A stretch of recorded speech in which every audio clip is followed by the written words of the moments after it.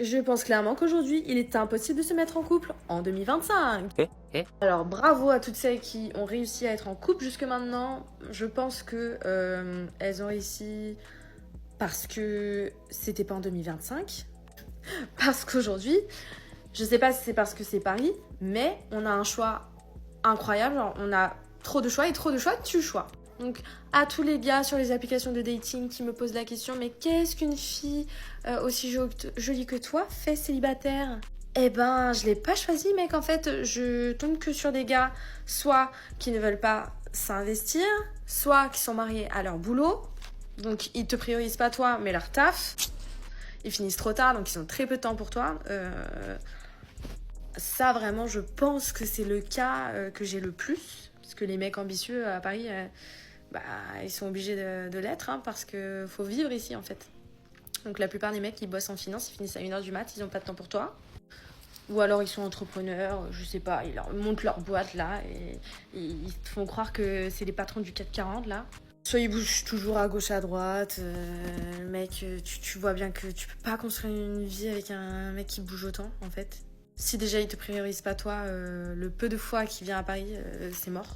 Et sinon, ils sont instables émotionnellement. C'est toujours notre faute. Donc, en règle générale, ce cas-là, ils sortent de longues relations. Il y en a un, il va te dire « Oh, ça faisait 7 ans que j'étais en couple. L'histoire, c'est que je l'ai demandé en mariage, elle m'a trompée. Du coup, on a dû annuler le mariage. J'ai eu un trauma, ça fait 1 an et demi que je suis célibataire, mais je pense que je m'en suis pas remis. » Enfin, il te fait croire qu'il s'en est remis, mais qu'il est quand même pas prêt. Et qu'il veut prioriser sa carrière. Ce que je comprends, hein, mais au bout d'un moment, mec, t'as 36 ans, va falloir te poser, non? Il me dit non, moi, je pense que pendant encore 10 ans, ça va être comme ça. Hein. Ah, nigga. J'ai dit, ah, ok. J'étais prête à t'attendre, mais pas jusque-là quand même. Hein. Donc voilà, en résumé, en 2025, pourquoi on est célibataire? Les mecs ne s'investissent pas, priorité à leur carrière. Ils ont eu un trauma vraiment instable émotionnellement. Voilà. Donc arrêtez de me demander pourquoi je suis célibataire. Merci. Au revoir. Moi, je fais 1m70 et je vous jure que c'est très galère de trouver un homme grand. Du coup, mon seul critère maintenant, c'est la taille. T'es grand, c'est bon. Je suis pas compliqué. 1m75 avec des talons, tu peux rendre que toi, c'est mort. Ciao. S'il te plaît, allô. 60... C'est pas un homme, ça, 1m69. Brutal. J'ai pas compris, là. 82. Ah, c'est bon. 82, tu fais plus d'1m80, c'est ok, tu passes. Non, mais là, les gars, je vais direct à la mairie, hein. Même pas de bonjour, au revoir, merci, hein. Ouais, man. 85. Faut savoir, 1m72. Mais il fait ma taille, quoi. Je le prends sous mon aile, ça se passe comment? Faut savoir que mon ex était plus petit que moi, et du coup, j'ai une scoliose à cause de lui, parce que je me baissais pour pas que me taper la honte, en fait. 78, c'est pile poil, hein. Oula, c'est just, hein. Vraiment, faut que j'ai un coup de cœur. Hein. 88, dans le bueno. C'est quoi, c'est un collégien, ça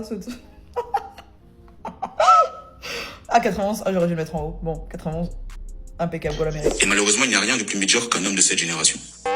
C'est-à-dire que, mesdames, un homme vous demande de l'argent, insultez-le. Vraiment, insultez-le. Insultez sa maman, son papa, lavez-le. Non, parce qu'en fait, on est fatigué. Ça y est. Tu sais, il y a un gars ici, là. Je sais pas comment il s'appelle. Il a inventé un concept qui s'appelle la RDH. La remontada des hommes. C'est des conneries. Tout ça, là, c'est pour permettre aux hommes d'être des omelettes. On en a marre, en fait. J'ai pas bien compris à quel moment tu as pu associer un homme qui demande de l'argent à la RDH. J'ai pas compris. Mais par contre, une chose est sûre. Tu en as gros sur la patate. Je crois que tu n'as pas très bien compris ce qu'était la RDH, la remontada des hommes. Si pour toi combattre le comportement de certaines femmes toxiques, c'est être une omelette ou un homme médiocre, c'est ton avis. On est là pour réguler le marché. C'est pourtant simple. Alors si pour toi, donner des conseils à des hommes en leur expliquant que ce n'est pas une femme pauvre du haut de son lit superposé qui peut dire à un homme s'il est pauvre ou pas. Et tout spécialement pour ce genre de femmes qui pensent que le seuil de pauvreté est en dessous de 10 000 euros. Les gars, faut juste revenir sur Terre. Vous avez vu, il y a une petite polémique par rapport à Noah Lounsi, à ce qu'il a pu dire. Je vais vous le lire. Moi, les femmes de mes proches, je n'ai ni leur numéro, ni leur snap, ni aucun contact avec elles. Quand je veux passer à la maison, je passe toujours par mon frère ou par mon gars. Je ne parle pas directement avec elles. S'ils arrivent qu'elles soient seules à la maison et que je dois voir mon gars ou mon frère, soit j'attends en bas, soit je l'appelle pour savoir s'il est disponible. Les gars, ça s'appelle le respect. Il y a des situations dans lesquelles il vaut mieux pas se mettre. Et de là, il a répondu, peut-être c'est moi le fou, c'est en train de faire polémique, ça me fait passer pour un prédateur parce que je veux pas rester seule dans un appartement avec la femme d'un de mes proches. Me dire, dis-moi ce que vous en pensez. Eh ben, moi personnellement, ça me fait pas penser que c'est un prédateur ou quoi que ce soit. Moi, quand j'ai lu ça, je me suis pas dit oui, ça fait bizarre, ça fait je sais pas quoi. C'est juste qu'il a bien raison. Il y a des situations dans lesquelles il faut juste éviter de se mettre, en fait. Parce que ça peut faire des polémiques, ça peut faire des problèmes pour strictement rien. Tu peux être gentil avec quelqu'un, tu peux être avec une femme ou avec un homme. Lui, il va se faire des films dans sa tête, il va dire ouais, nanana, l'autre il va penser. En fait, ça peut faire des quiproquos bêtement. Et en soi, il a pas tort. Il a pas vraiment à avoir les contacts des femmes de son pote, de la femme, pardon, de ses potes ou autres.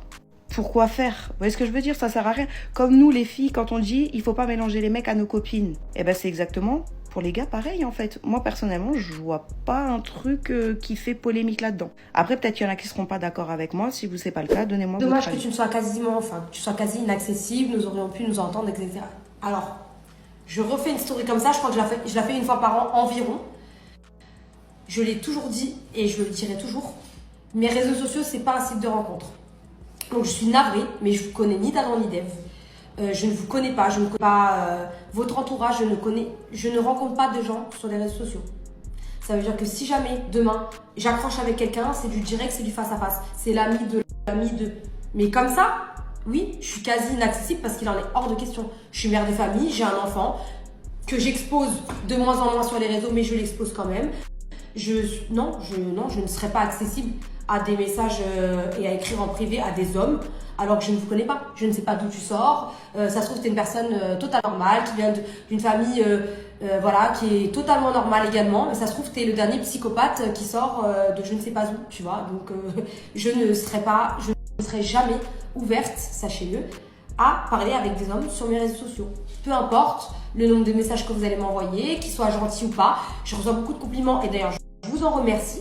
Et ça me dérange pas, mais il faut comprendre que vraiment, ça serait carrément débile de ma part de parler avec des hommes sur mes réseaux sociaux.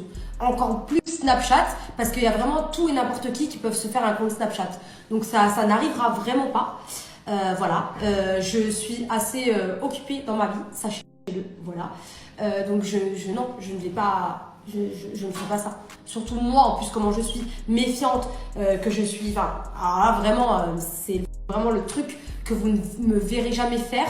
C'est parler avec des personnes sur mon Snapchat. Mais c'est vraiment impossible que ça arrive. En fait, je pense que c'est là qu'on voit que vraiment, Internet, ça rend fou les gens. Mais le buzz, en fait, ça rend fou les gens. Mais il faut les interner. Je suis désolée. Et en général, je suis pas du tout les dramas qu'il y a sur TikTok et tout. Surtout que je suis même plus en France. Donc en vrai... J'ai pas forcément un feed français, mais je suis tombée sur l'histoire de Elijah et Fugu, là, que je connaissais pas du tout d'ailleurs avant ce drama, parce que je suis pas du tout Twitch, etc. Enfin bref. Là-bas, j'étais tombée en premier du communiqué d'Elijah qui expliquait blablabla, comme quoi elle se faisait tabasser et tout par Fugu. J'étais choquée. Je me suis vraiment dit, mais what the fuck, le mec c'est un connard et tout, mais je me suis dit quand même, attendez, on va voir. Enfin, mieux vaut toujours croire les victimes et tout. Mais il faut quand même attendre d'avoir les deux versions au cas où, on sait jamais où. Et là, je viens de regarder la vidéo de Fugu. Je l'ai regardée en entier. J'avais jamais regardé de vidéo d'excuses à part celle avec Pierre et Sylvain. Parce que je les suivais un peu sur YouTube. J'ai tout regardé, les gars. Les preuves et tout. J'étais choquée. En fait, ce qui est vraiment dommage dans cette histoire, c'est que il y a vraiment des femmes qui se font frapper et tout par leur conjoint, etc. C'est assez connu quand même. Et c'est horrible. Et en fait, toi, tu viens... Et juste parce que je sais même pas la raison, parce qu'en vrai je connais pas leur histoire, etc. Mais je comprends pas comment t'as pu aimer une personne, vivre avec elle pendant je sais pas combien de temps, etc. Malgré que ça a été toxique. Et gratuitement, tu viens détruire sa vie. Enfin en fait je comprends pas. Le mec il a la fame et tout, etc. Il a tout pour lui, franchement. Enfin de ce que j'ai vu en tout cas, il réussit plutôt bien sur les réseaux, machin. Ce que j'ai compris, c'est lui qui a aidé Elijah à vraiment se lancer et tout, avoir beaucoup de streams, etc. Et toi tu viens, tu fais ça, mais genre gratuitement. gratuitement. Après, je pense que des deux côtés, les deux ont leur tort, parce que bon, les relations toxiques, on connaît. Mais très sincèrement, avec toutes les preuves que j'ai vues, parce que c'est vrai que du côté d'Elijah, il n'y a aucune preuve. C'est ça, en fait, que je trouve fou, c'est que Fugu, il a fait une vidéo de 50 minutes où il a tout montré, tout expliqué, etc. contre une fille qui vient quand même faire des accusations de fou, je trouve. C'est quand même des accusations, mais genre super graves. Tu débarques, tu lâches ça comme ça, sans preuve. Tu sais très bien que les réseaux, en plus, comment ça marche, les gens, bah, ils y croient. Dur comme fer dès que quelqu'un dit A ou B. Mais là, je suis choquée. En fait, carrément, j'en fais une vidéo. Alors, je suis pas du tout les dramas de réseau. J'ai jamais fait de vidéo sur quelconque drama ou quoi. Enfin, vraiment, j'en ai rien à foutre. Mais là, je trouve que c'est quand même un sujet important, dans le sens où ça crédibilise vraiment toutes les femmes qui subissent vraiment de vraies violences conjugales et c'est dégueulasse. Je pense qu'il faut vraiment être un, mais mentalement, pour pouvoir faire un truc pareil. Enfin, moi, de ce que j'ai compris, elle voulait tout le buzz de son mec. Et à mon avis, en fait, c'est ça qui s'est passé. Elle a pris le somme qu'ils se soient séparés ou je sais pas. Du coup, elle a voulu détruire sa carrière en se disant, bah, les gens maintenant, ils vont venir de mon côté et je vais récupérer tous ces viewers ou je sais pas comment ça s'appelle ça. C'est fou! Enfin, non, mais là, je vous jure que je suis choquée. Je sais pas comment Fugu reste aussi calme face à ça. Parce que, mais moi, dans cette situation, mais je serais allée chez elle, j'aurais appelé sa mère, mais alors, mais moi, faut me voir, hein.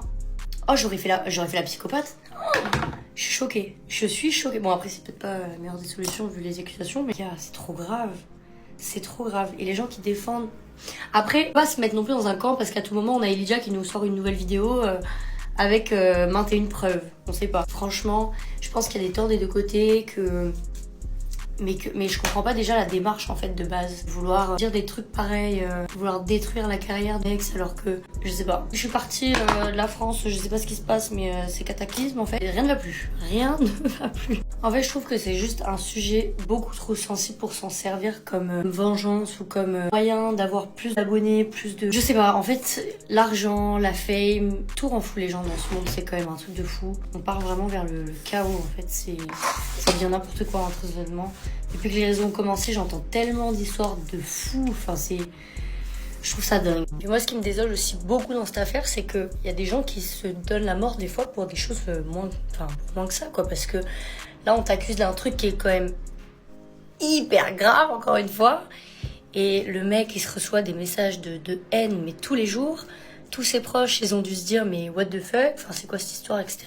Enfin, moi, je veux dire, là, le mec, il veut carrément arrêter les réseaux et tout. Enfin... Tu peux envoyer quelqu'un en dépression, etc. pour une histoire pareille, tu vois. Juste pour ta petite vengeance personnelle de... Je trouve ça franchement dégueulasse et très petit, en fait. Surtout venant d'une femme. Un sujet pareil, je trouve ça très moyen. Très, très limite. L'appel est scoop. Elle reçoit un message sur Telegram avec tous ses abonnements Insta en mode. Garçon, fille, tout. Même de la mif ou quoi. Et quand la meuf, elle envoie ses abonnements, elle écrit... Garde ton calme. Si tu veux pas que les vidéos là de cet appel là fuitent, parce que j'ai tout enregistré quand il y avait ta tête et quand tu te truc, tu vas faire quoi? Tu vas me virer de l'argent, sinon j'envoie tous tes abonnements. Vous voyez l'application Ome TV là? N'y allez pas. N'y allez pas la nuit. N'y allez pas la nuit. C'est une singerie. Moi, c'est un collègue à moi, il m'a raconté. Parce que c'est une singerie. Il m'a raconté dans les moindres détails. Je vais vous expliquer. Et d'un coup, il y a un fond noir sur Ome TV qui parle avec lui dans le chat parce qu'il ne parlait pas et tout. La même situation que la même situation, il avait la dalle, la main dans le fall. Et tout pareil, les gars. Ça veut dire que la go, elle le chauffe un peu. Après, elle lui dit, ouais, viens sur Telegram, ajoute-moi sur mon Telegram. Et on parlera là-bas. Et on fera nos Jiggly Jazz là-bas. Là, mon poteau, il met son blast dans le truc de Telegram. Il la trouve, il envoie un message. Ils parlent, ils font tous les jazz, ils parlent. Et d'un coup, la mousseau, entre guillemets, derrière le compte Telegram, elle lui demande de montrer sa face. Chose qu'il fait, il montre sa face avec un petit peu de... Il hésite un peu, mais il montre quand même parce qu'il se dit que vas-y, c'est rien. Il montre. Première erreur qu'il fait. Il montre sa tête. Première erreur. Deuxième erreur, elle lui demande son compte Insta. Lui, ce trou de balle, il envoie. Je veux dire, il parle et en amont de tout ça, et ben elle aussi, elle envoie des photos, des photos un peu dénudées et tout. Mais c'est un garçon derrière le compte. Je tiens à préciser, je sais même pas comment il a fait pour trouver tout ça. Et la troisième dernière erreur qu'il fait, elle lui dit quoi? Montre ton engin et je t'enverrai mon engin aussi. Lui, il réfléchit et gamberge de fou. Il dit non, ça c'est trop bizarre. Là, si elle me demande mon engin, à tout moment, elle screen a fait des trucs de fou. Il hésite. Et d'un coup, il a eu la merveilleuse idée d'aller sur internet mettre engin type, je sais pas quoi, bref, comme ça lui appartient. Il lui envoie, la go, elle capte, enfin la go entre guillemets, elle capte que c'est pas son engin. Une fois.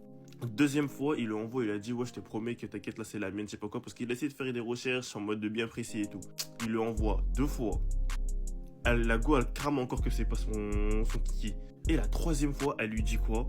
Elle lui dit ouais, envoie ton engin et je veux que tu mettes tes 2 doigts sur ton kiki en gros, comme ça en gros, je sais pas comment, comme ça. Bref, lui, il le fait mais de manière très subtile, parce qu'il le fait mais comme il était dans une ambiance un petit peu noire, il faisait noir dans sa breu, et ben ça se voyait mais ça se voyait pas non plus. Du coup le boug, mon collègue, il lui dit envoie toi aussi.